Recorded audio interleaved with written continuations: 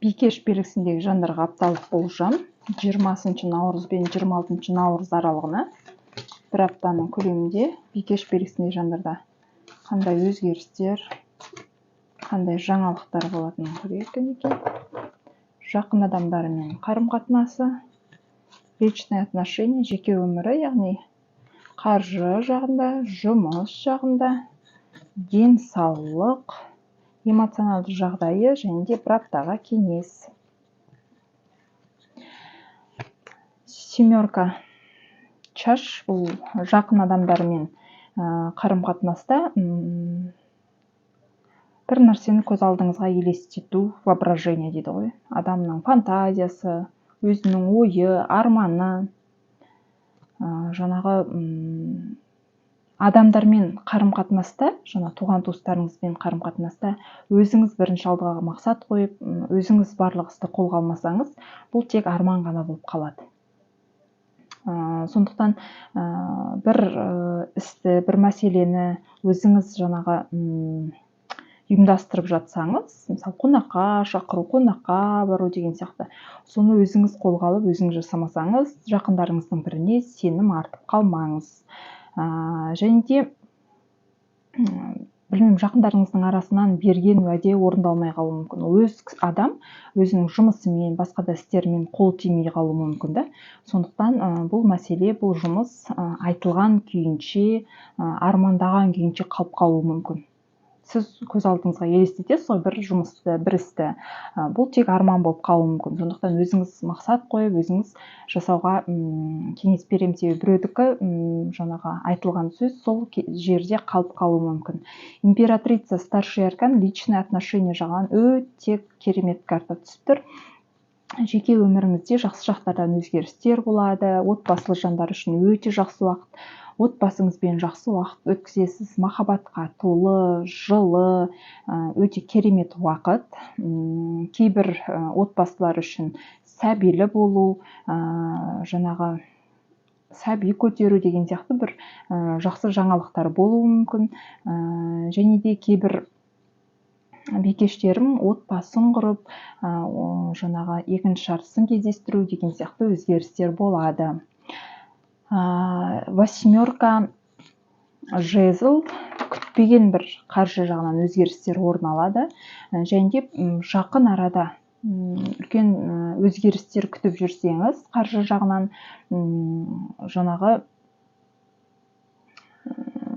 күтпеген өзгерістер, және де ол өзгеріс тез болады. Жақын арада, яғни короткий срокта. Қаржы жағынан жалақыңыздың өсуі, күтпеген жерден ақша келуі мүмкін. Келесі правосудие старший аркан, жұмыс жағынан нақты заңды түрде бір жерге жұмысқа орналасасыз, егер жұмыс іздеп жүрген жағдайда, жұмыс ауыстыру жағынан заңды, немесе бір заңмен байланысты бір істерге қол қойып, бір жұмысыңызды, бір ісіңізді заңдастыруыңыз мүмкін. Заңмен қатысты бір жұмыстар болады. Жұмыстан енді жұмыс ауыстыру болып жатса, нақты жұмыс табылады, жұмысқа тұрасыз. Ал енді жасап жатқан жұмысыңызда қиындықтар болса, заңға байланысты мәселелермен, онда бұл старший аркан, яғни сіздің тарапқа қарай шешім қабылданатын болады. Келесі двойка жезл, денсаулыққа аса мән беріңіздер. Жұмыс, ары-бері жол жүрумен байланысты, көшіп-қонумен байланысты бір істерде денсаулыққа аса мән бермей, енді жол жүрумен байланысты болуы мүмкін, көбінде себебі нақты көшіп-қону емес, продвижение түсіп тұр, енді ол көшіп-қонумен де байланысты болуы мүмкін, себебі ар жағында колесница старший аркан тұр ғой. Яғни сондай мәселелермен жүріп, өзіңіз денсаулықты күрт төмендетіп алуыңыз мүмкін. Сондықтан аса денсаулыққа да мән бергеніңіз жөн. Келесі колесница старший аркан, эмоциональное состояние, көлік алып, көлік сатып, сондай бір өзгерістер болады, продвижение, бір тоқтап тұрған істе, тоқтап тұрған бір үйіңіз болсын, сатылуы мүмкін, бір тоқтап тұрған істе продвижение, өзгеріс болады. яғни соған байланысты жаңағы эмоцияға толып, қуанып, бір мәселеңіз шешіліп, көңіліңіз толатын болады. Отшельник, старший аркан, старший аркандар көп екен, бұл өте жақсы. Отшельник, старший аркан бұл аптаға берілетін кеңес, қандай да болмасын мәселені асықпай қарағаныңыз жөн, яғни жаңа әрбір мәселені майшаммен қарау дейді ғой, сол сияқты әрбір нәрсені асықпай қарап, шешім қабылдаңыз, және де асығыстық болмаған жөн. Және де барлық өз ретімен тез болады, бірақ сіз шешім қабылдауда асықпағаныңыз жөн. Бұл аптаның беретін сізге кеңесі. Осымен апталық болжамыңыз аяқталды. Келесі аптада аман есен жүздескенше.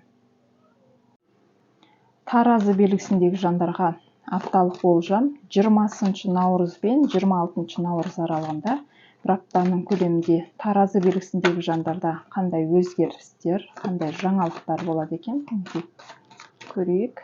Жақын адамдармен қарым-қатынасы таразылардың, жеке өмірі, қаржы жағында қандай өзгеріс, жұмыс, денсаулық, эмоционалды жағдайы және де бір аптаға кеңес. Жақындарыңызбен қарым-қатынас өте жақсы, императрица. Жақсы сезімге, махаббатқа толы, жылы қарым-қатынас көріп тұрмын. Және де жақындарыңыздың бірінен бағалы сыйлық алып қалуыңыз мүмкін. Сыйласымдылық көріп тұрмын. Және де жақындарыңыздың бірі отбасылы болып, немесе сәбилі болуы мүмкін. Яғни соған орай жақындарыңызбен жаңағы өз жақындарыңыз сіздермен қуанышын бөлісуі мүмкін. Келесі тройка жезл. Тройка жезл бұл личные отношения. Личные отношениеде нақты бір шешім қабылданады. Екінші жартыңызбен нақты отношенияны реттейтін боласыз. Мысалға, сөйлесіп жүрген адамыңызбен отношения дұрыс болмай жүрсе, нақты бір шешім қабылдайтын боласыздар. Жаңағы нүктесін қойып, немесе ары қарай қарым-қатынастың жалғасуы деген сияқты. Нақты нүктесін қоясыз. Ал енді отбасылы жандар үшін жол жүру түсіп тұр. Нақты бір шешім қабылдап, бірлесіп, бір аптаның көлемінде отбасыңызбен бірге жолға шығу, қонаққа бару, қыдыру деген сияқты бір өзгерістер бар.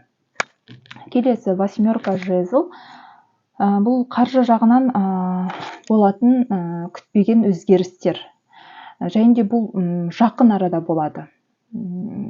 Жаңағы үлкен көлемді сума келуі мүмкін, ойламаған жерден қарызыңыз қайтып келуі мүмкін деген сияқты қаржы жағынан күтпеген өзгерістер орын алатын болады.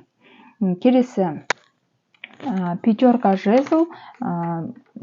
Пятерка жезл бұл жұмысқа түсіп тұр. Энергияңызды, күшіңізді бір бос нәрсеге жұмсау. Не уақытыңызды жаңағы бос кетіру, жұмысқа өзіңізге керекті емес нәрсеге бір күш жігеріңізді салу. Бұл жерде. Яғни біреу бір істі жасап жатыр екен, яғни ол сізге керек болмаса да, ол адаммен сіз жарысып жасауыңыз мүмкін. Яғни елден қалмайын деген сияқты. Не болмаса, бір өзіңізге қажет емес конкурсқа, бір істерге қатысты мәселелерде жұмыста артық күш жігеріңізді салып жіберуіңіз мүмкін. Сондықтан, егер нақты ол нәрсе сізге керек болмаса, жаңағы оңды солды шашылудың қажеті жоқ. Және де бір конкурсқа, бір жарысқа бара жатсаңыз, үлкен дайындықпен барғаныңыз үшін, себебі қарсыластарыңыз өте мықты болады. Бұл жерде үлкен күрес, жарыс, борьба дейміз ғой. Сондықтан, или болмаса жұмыстан повышение күтіп отырсаңыз, сіздің орныңызға таласатын адамдар да көп болуы мүмкін. Сол жағын аңғарып нақтылағаныңыз жөн. Келесі бізде последний суть, старший аркан, денсаулық. Өзіңіздің денсаулық жағынан ешқандай төмендеу, ауру, денсаулықтың нашарлауын көріп тұрған жоқпын, бірақ басқа адамдардың денсаулықтарына алаңдауыңыз мүмкін. Отбасыңыздың, бала-шағаңыздың, жақындарыңыздың, яғни сол кісілерге қарап, жаңағы дәрі дәрмегін алып беріп деген сияқты сол жақындарыңыздың денсаулығына алаңдауыңыз мүмкін. Шестерка чаш бұл эмоционалды жағдайыңыз бір бала кездегі арманыңыз орындалып қуанасыз, немесе бала кезіңіздегі бір досыңызды, жақындарыңызды, балалық шағыңызды бір еске түсіріп, бір арманыңыз орындалып қуануыңыз мүмкін. Колесница старший аркан бір аптаның көлемінде жол жүруге пландауға, ары бері көшіп қону деген сияқты бір өзгерістер жасауға өте жақсы уақыт. Яғни жол жүру керек болса, бас тартудың қажеті жоқ.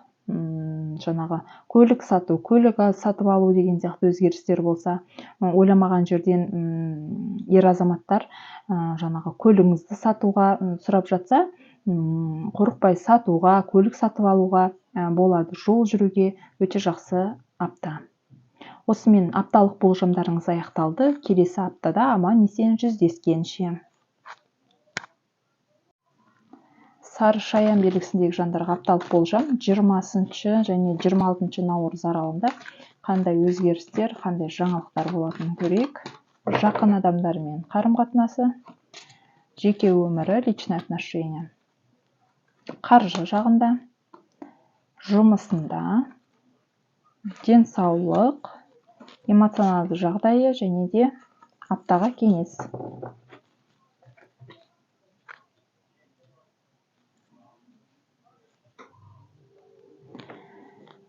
Король жезлов.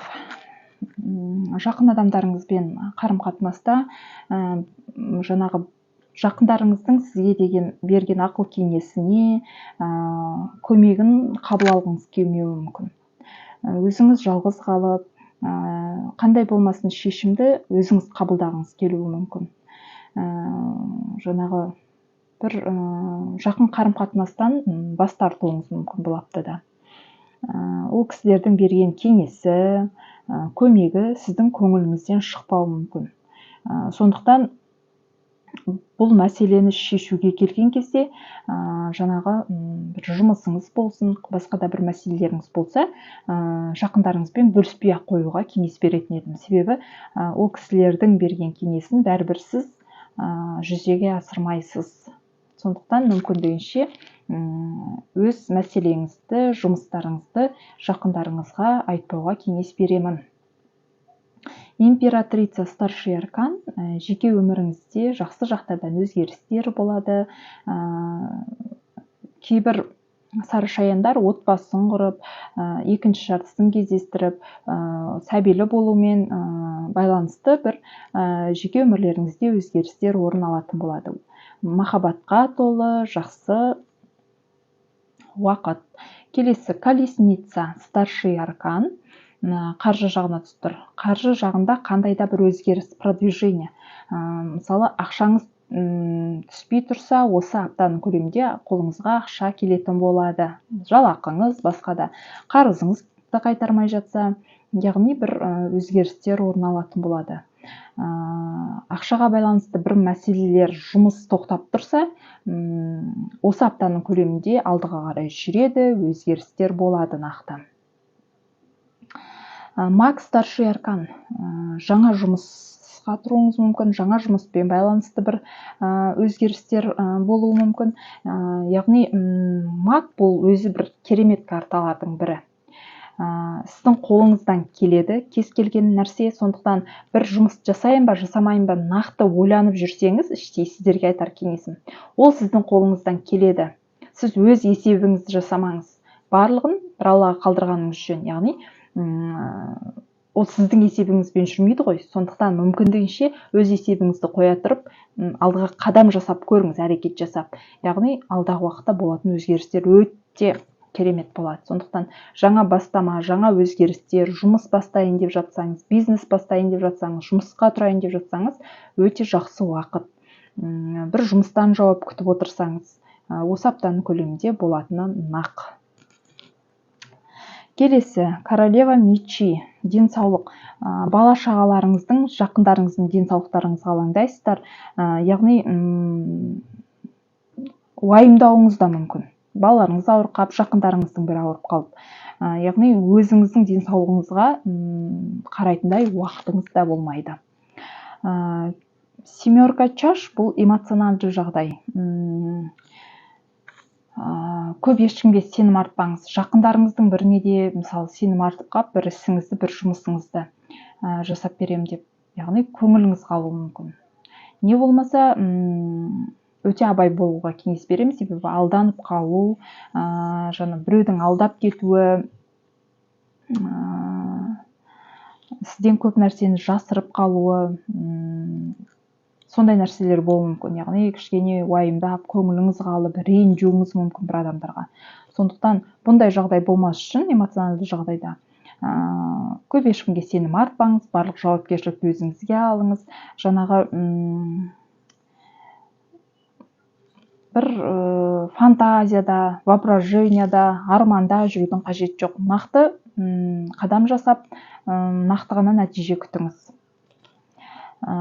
Четверка жезл бұл сізге берілетін кеңес. Отбасыға, жақындарыңызға көбірек көңіл бөліңіз.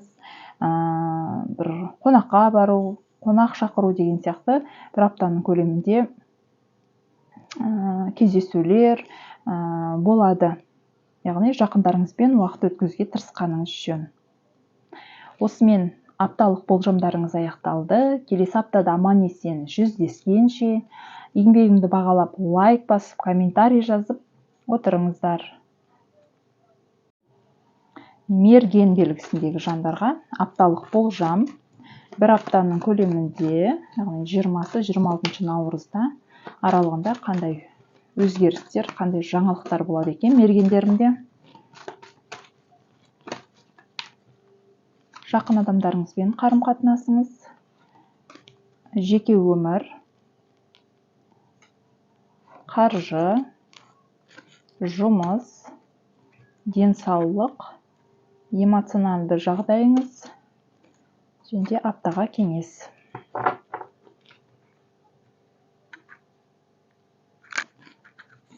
Рыцарь чаш жақын адамдарыңызбен қарым-қатынаста бірігіп жолға шығу, жол жүру, қонаққа шақыру, қонаққа бару, араларыңызда бір келісім, ұсыныс болуы мүмкін. Яғни жақсы бір аптаның көлемінде тығыз қарым-қатынас көріп тұрмын. Жол жүрумен байланысты бір мәселелерді нақты бірлесіп шешетін боласыздар. Императрица старший аркан жеке өмірде өте жақсы уақыт. Екінші апталары бар отбасылы жандар үшін өте керемет. Отбасыға көбірек көңіл бөлу, внимание, бір-біріне деген сыйласымдылық, сәбилі болумен байланысты бір өзгерістер болуы мүмкін нақты. Ал екінші жартысы жоқ жандар, екінші жартысын кездесумен байланысты өзгерістер болады. Қаржы, семерка мечи, ақшаға байланысты өте абай болыңыздар, себебі алданып қалу бұл жерде қауіп өте жоғары, біреуге сеніп қалмаңыздар. Ал егер ақшалай жақсы мүмкіндік алғыңыз келсе, кішкене ақылды болуға тырысыңыздар, бір қадам алдыға жүру үшін. Сонда ғана сіз ақылды болып, кішкене хитрый болсаңыз, көп нәрсені алып кететіндей мүмкіндік бар сізде. Туз чаш бұл жұмыста жаңа өзгеріс, жаңа бастама, жаңа мүмкіндік. Мысалға, жұмыс ауыстырғыларыңыз келіп жүрсе, қорқудың қажеті жоқ. Жаңа жұмыс табылады, жаңа должность табылады. Және де жұмыс жағынан бұл аптаның көлемінде кейбір жандарға жаңа ұсыныстар да түсуі мүмкін басқа тараптан. Сондықтан қапы қалмаймыз, жаңа мүмкіндікті жұмыс жағынан жіберіп алмағандарыңыз жөн. Бір бастама бастап жатсаңыз, іштей қорқып жүрсеңіз қалай болады деген сияқты. Қорқудың қажеті жоқ, алдағы уақытта бұл істен, бұл жұмыстан жаңа мүмкіндіктер, жаңа өзгерістер болады. Умерен старший аркан, денсаулық жағы өте жақсы. Осыған дейін мысалы денсаулық жағы мазалап жүрсе, бұл аптадан бастап кішкене денсаулық жағы жақсаратын болады. Яғни көңіліңіз орныңызға түседі. Старший аркан ғой. себебі влюбленный старший аркан екінші адамнан сізге қолдау жақсы болып тұр.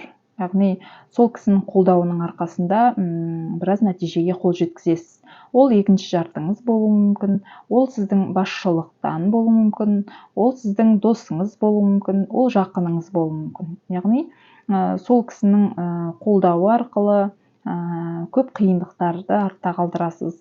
Жаңағы сол кісінің ақылы арқылы нақты бір шешімге келесіз. Смерть старший аркан. Бұл аптаға берілетін кеңес. Бір нәрсені қоштасып, аяқтап немесе жаңа бастама. Яғни өміріңізде үлкен өзгерістер болуы мүмкін. Сондықтан жаңа қадам бастағалы жатсаңыз, жаңа өмірге бұрыннан келе жатқан нәрсені жіберу, ұмыту өте қиын әрине. Бірақ та жаңа бастама, жаңа өзгерістер бұл өміріңізге жақсы мүмкіндіктер, жақсы өзгерістер алып келеді. Сондықтан үлкен кардинал өзгерістерден қорқудың қажеті жоқ. Бұл аптаға берілетін кеңес. Кейбір жандар жаңа жұмысқа орналасады, жаңағы өмірге қадам басуы мүмкін. Сол сияқты жаңа өзгерістерден қорқудың қажеті жоқ. Нық қадам басып, алдыға жүруге кеңес беремін. Осымен апталық болжамдарыңыз аяқталды. Келесі аптада аман есен жүздескенше.